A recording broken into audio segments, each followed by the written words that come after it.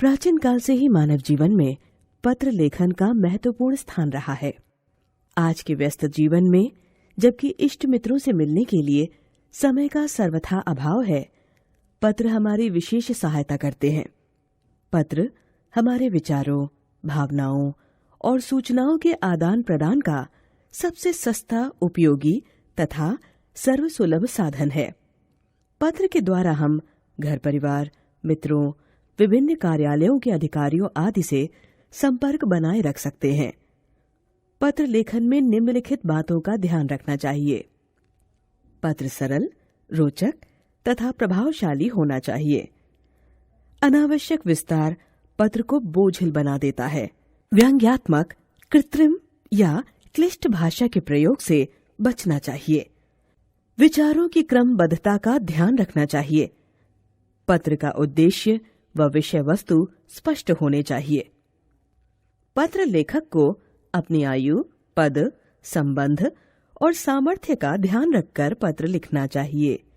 बड़ों को आदरपूर्वक, मित्रों को सौहार्द से और छोटों को स्नेहपूर्वक लिखा जाना चाहिए। मूल रूप से पत्र दो प्रकार के होते हैं: अनौपचारिक पत्र और औपचारिक पत्र। अनौपचारिक पत्र। अनौपचारिक पत्र सबसे अधिक मात्रा में लिखे जाते हैं। ये पत्र संबंधियों, मित्रों, परिचितों आदि को लिखे जाते हैं।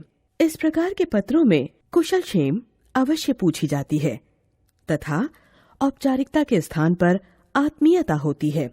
बधाई, निमंत्रण और संवेदना के पत्र भी इसी श्रेणी में आते हैं। इन्हें पारिवारिक, निजी या सामाजिक पत्र भी कहा जाता है। औपचारिक पत्र। ये पत्र उन्हें लिखे जाते हैं जिनसे हमारा निजी संबंध नहीं होता। इनके कई रूप हैं।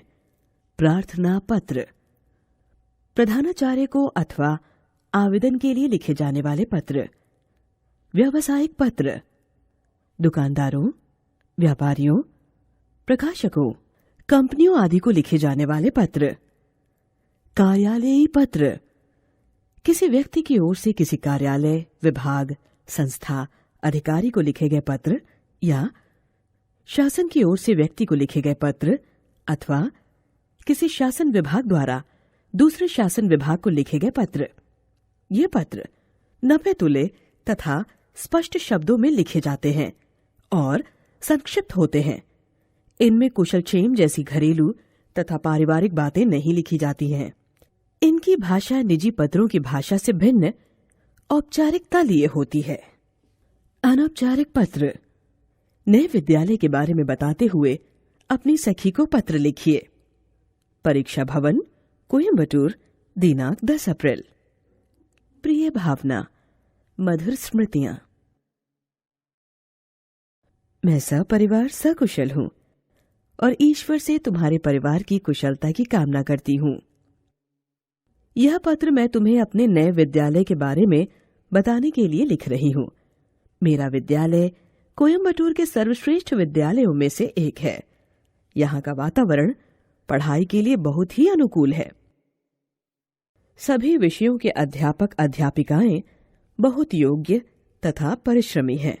प्रतिदिन प्रातःकालीन सभा में विद्यार्थी प्रार्थना, आज का विचार तथा आज के समाचार पढ़ने के बाद समूह गान गाते हैं। उसके बाद प्रधानाचार्य महोदया भी महत्वपूर्ण बातें बताती हैं। यहाँ का खेल परिसर सर्वश्रेष्ठ है। इसके अतिरिक्त विज्ञान तथा कंप्यूटर प्रयोगशालाएं, नृत्य संगीत कक्ष, सुंदर सभागार, संगोष्ठी कक्ष तथा दृश्य श्रव्य सभागार भी अत्यंत सुंदर और आकर्षक है। अभी मुझे यहाँ आए कुछ ही दिन हुए हैं, लेकिन मुझे ऐसा लगता है मानो मैं यहाँ कई वर्षों से पढ़ रही हूँ। यहाँ मेरे कुछ अच्छे मित्र भी बन गए हैं। शेष सब कुशल है। अपने माता पिता को मेरा प्रणाम कहना तथा बहन ऋचा को प्यार। तुम्हारी अभिन्न सखी बरखा। अध्ययनशील होने की सलाह देते हुए अपने छोटे भाई को पत्र लिखिए। छात्रावास, कला निकेतन पब्लिक स्कूल, नई दिल्ली। दिनांक 15 दिसंबर। प्रिय सूरज, सुभाशीष, ईश्वर की कृपा से मैं यहाँ कुशल पूर्वक हूँ। आशा करता हूँ कि तुम सभी वहाँ प्रसन्नता पूर्वक होंगे। कल ही माताजी से यह ज्ञात हुआ कि इस वर्ष तुम्हारा ध्यान पढ़ाई से हट रहा है। तुम गलत बच्चों की संगति में आकर पढ़ाई के महत्व को भुला बैठे हो। माँ और पिताजी हमसे बहुत उम्मीद लगाए हुए हैं। वे चाहते हैं कि हम अध्ययन करके बड़े अफसर बने। हमें उनका यह स्वप्न पूरा करना है। सभी जानते हैं कि अध्ययनशील व्यक्ति ही जीवन में कुछ बन सकता है। अध्ययन केवल तुम्हारी ज्ञान वृद्धि ही नहीं करता, बल्कि तुम्हें सही रास्ता दिखाकर कुसंगति से दूर रखता है। अध्ययन का अपना एक अलग ही आनंद है। अध्ययन हमें आम लोगों की श्रेणी से ऊपर उठाता है। अध्ययनशील व्यक्ति ही उन्नति की राह पर आगे बढ़ते हैं और उच्च पद को प्राप्त करते हैं। मैं चाहता हूँ कि तुम निश्चित ही इस ओर अपना ध्यान लगाओ और अपने जीवन को संवारने का प्रयत्न करो। प्यार सहित तुम्हारा शुभचिंतक निशांत। औपचारिक पत्र। चरित्र प्रमाण पत्र प्राप्त करने हेतु अपने विद्यालय के प्रधानाचार्य को प्रार्थना पत्र लिखिए। प्रधानाचार्य महोदय, एपीजे स्कूल, राजेंद्र नगर, अहमदाबाद, दिनांक 22 फरवरी। विषय चरित्र प्रमाण पत्र हेतु प्रार्थना पत्र। महोदया, मैं आपके विद्यालय की 8वीं स कक्षा का छात्र हूँ। मेरे पिताजी का स्थानांतरण दिल्ली हो जाने के कारण अब मुझे यह विद्यालय छोड़कर जाना होगा। मैं आपके स्कूल में नर्सरी से पढ़ रहा हूँ। मैंने हर वर्ष 90% से अधिक अंक प्राप्त किए हैं। मैं पढ़ने के साथ साथ स्कूल में होने वाली अन्य सांस्कृतिक गतिविधियों में भी हमेशा बढ़ चढ़कर भाग लेता रहा हूँ। मैंने वाद विवाद प्रतियोगिता तथा अभिनय प्रतियोगिता में ही केवल प्रमाण पत्र प्राप्त नहीं किया है, बल्कि खेल कूद के क्षेत्र में भी अनेक पुरस्कार जीते हैं। मैंने दिल्ली के स्कूल में प्रवेश प्राप्त करने हेतु आवेदन किया है, जिसके लिए चरित्र प्रमाण पत्र आवश्यक है। अतएव आपसे प्रार्थना है कि मुझे चरित्र प्रमाण पत्र देकर कृतार्थ करें। आपका आज्ञाकारी शिष्य गौरव, कक्षा 8 स। अपने क्षेत्र में बढ़ती अस्वच्छता की ओर ध्यान दिलाते हुए स्वास्थ्य अधिकारी को पत्र लिखिए। स्वास्थ्य अधिकारी, सिविल लाइंस, दिल्ली नगर निगम, दिल्ली, दिनांक 5 सितंबर। विषय क्षेत्र की सफाई करवाने हेतु प्रार्थना पत्र। मान्यवर महोदय, मैं आपका ध्यान सिविल लाइंस क्षेत्र में व्याप्त अस्वच्छता की ओर दिलाना चाहता हूँ।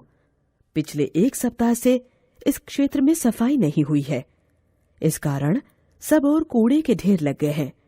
नालियों का बहाव ठीक से न होने से स्थान स्थान पर पानी जमा हो गया है, जो अब सड़ने लगा है। इस कारण चारों ओर दुर्गंध फैल रही है और मच्छर पैदा हो गए हैं। इससे क्षेत्र में मलेरिया फैलने की पूरी आशंका है। आपके द्वारा नियुक्त सफाई कर्मचारियों को कई बार समझाया, लेकिन उन्होंने हमारी बात पर कोई ध्यान नहीं दिया। वे नियमित रूप से आते भी नहीं हैं तथा आकर भी इधर उधर बैठकर अपना समय खराब करके चले जाते हैं। उन्हें ज्यादा समझाओ तो वे अभद्र व्यवहार करने लगते हैं। आपसे प्रार्थना है कि आप स्वयं निरीक्षण कर यहाँ की स्थिति को समझें तथा इस संबंध में उचित कार्यवाही करें। सधन्यवाद। भवदीय विनोद शर्मा, सचिव, मोहल्ला सुधार समिति, सिविल लाइंस, दिल्ली। निम्नलिखित विषयों पर पत्र लिखने का प्रयास कीजिए।